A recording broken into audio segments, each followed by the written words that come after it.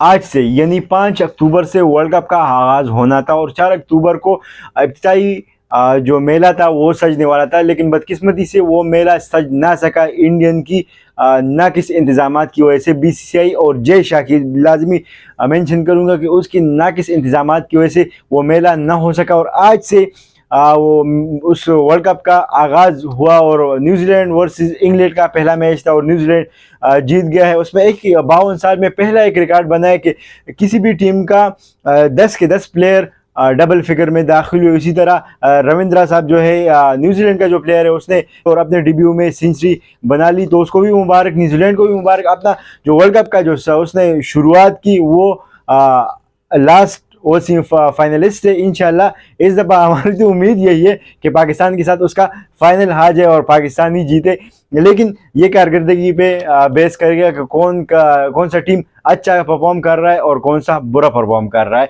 लेकिन ये बात की बात है। लेकिन आज के स्टेडियम में आप लोगों ने एक चीज़ देखी होगी, और वो क्या कि तमाशाइयों का ना होना। किसकी वजह से? बीसीसीआई, इंडियन बोर्ड, बीजीपी के गलत पॉलिसियों की वजह से। जो भी इंटरनेशनल क्राउड है, जितना भी इंटरनेशनल क्राउड है, उनको आने नहीं दिया जा रहा। सहाबियों को वीज़े जारी नहीं कर रहे, क्योंकि सहाबियों को क्यों वीज़े नहीं जारी कर रहे, इंटरनेशनल क्राउड को क्यों नहीं आने दिया जा रहा। आज खुद जय शाह खुद आके स्टेडियम में बैठ गया और खुद कुर्सी को, भाई कुर्सी इस तरह फिल नहीं होती। आप एक जय शाह अगर बैठ जाए तो एक सीट फिल होगी, ज्यादा नहीं होगी। और जो टिकट आप लोगों ने सॉल्व किए वो कहाँ गए? कहाँ है वो सॉल्ट टिकट जो आप लोगों ने? पता नहीं, आप लोग समझते हैं कि ये सारी दुनिया ही बेवकूफ़ सा है कि वो जितने भी टिकट्स है वो सारे बिक गए और अभी तक कोई अवेलेबल नहीं। अभी साइड पे आप लोग जाके देख ले तो कोई अवेलेबल वो नहीं होगा, टिकट नहीं होगा। सिर्फ पाकिस्तान की तरफ एक चाचा बशीर ही पाकिस्तान की क्राउड में तर्जुमानी करेगा और साथ ही साथ रमीज़ राज और वकार यूनुस कमेंट्री पैनल पे होगा। उसके बाद कोई जर्नलिस्ट, कोई सहाफ़ी या कोई पाकिस्तान का शायकीन क्रिकेट वहाँ पे नहीं होगा, क्योंकि वीज़े अभी तक जारी नहीं हुए। ये तो थी इंडियन बोर्ड्स की अभी तक जो कारकर्दगी सामने आई है कि वीज़े ना दे, तमाशाइयों को ग्राउंड ना आने दे। फिर भाई एक काम कर लेते हैं, देख लेते कोई पड़ोस वगैरह में जय शाह साहब कोई शादी वगैरह देख लेते तो वो तो ले आते, तो तकरीबन एक इनक्लोजर तो कम से कम भर लेता ना। एक इनक्लोजर अगर भर जाता तो दुनिया को एक इमेज चली जाती कि हाँ, जय शाह साहब ने बड़ी कारकर्दगी और कमाल किया और ग्राउंड को भरा दिया। यही कारकर्दगी इंडिया में, तो हम क्या आप लोग इसे एक्सपेक्ट कर सकते हैं?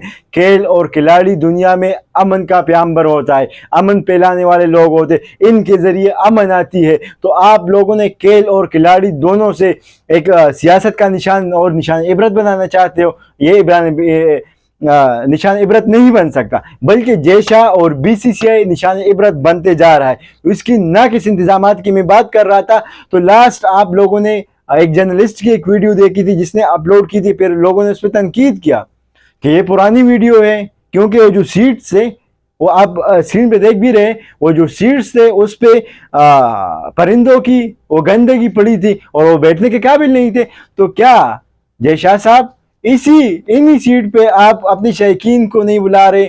और आपको पता है कि इन्हीं सीट पे अगर शायकीन को बुला लिया, फौरन क्रिकेट के शायकीन आ गए तो इन सीटों पे बैठेंगे तो लाजमी बात है वो तनकीद करेंगे, उंगली उठाएंगे। तो उस तनकीद से उंगली उठाने से आपने यही जो आज हरबा इस्तेमाल किया, जो दुनिया भर में आप पे तनकीद की जा रही है, बीसीसीआई पे तनकीद की जा रही है। और खुदारा अगर आप लोगों से एक चीज़ मैनेज नहीं हो रहा था तो आप लोग पाकिस्तान को उसकी मेज़बानी दे देते, आप लोग श्रीलंका को मेज़बानी दे देते, बांग्लादेश को दे देते, किसी यूरोपियन मुल्क को दे देते, कम अज़ कम वो तो अच्छी मेज़बानी तो कर लेते हैं। आप लोगों ने तो बड़े बड़े दावे किए थे, वादे किए थे कि हमने इंडियन 45 करोड़ रुपए स्टेडियम के लिए एक इनक्लोजर बनाने के लिए दिए, वॉशरूम बनाएंगे, लेटरिन बनाएंगे, सीटिंग ठीक करेंगे। वो हमने तो आज देख लिया कि आप लोगों ने क्या सीटिंग ठीक की है, क्या क्या वॉशरूम्स बनाए। आप लोग तो कह रहे कि क्रिकेट की तारीख का पहला ऐसा वाक़या होगा कि मिनरल वाटर लोगों को मिलेंगे। वो मिनरल वाटर कहाँ रखा है?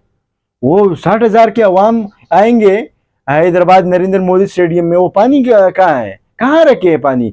पानी तो सीटों पे तो नजर नहीं आ रहे थे, या नीचे कहीं पे वो तस्वीर वगैरह तो सामने नहीं आई। भाई लोगों को धोखा ना दे, मैं बार बार कह रहा हूं, जय शाह साहब लोगों को धोखा ना दे, सामने आए, दिखा दे कि हाँ इस वक्त बद इंतजामी की जो मौजूदा सूरत हाल है हम इससे निकलने की कोशिश कर रहे। और 4 साल आपको इसी मेजबानी के लिए मिले थे। लेकिन इन 4 सालों में आप लोगों ने क्या किया? कुछ भी नहीं किया।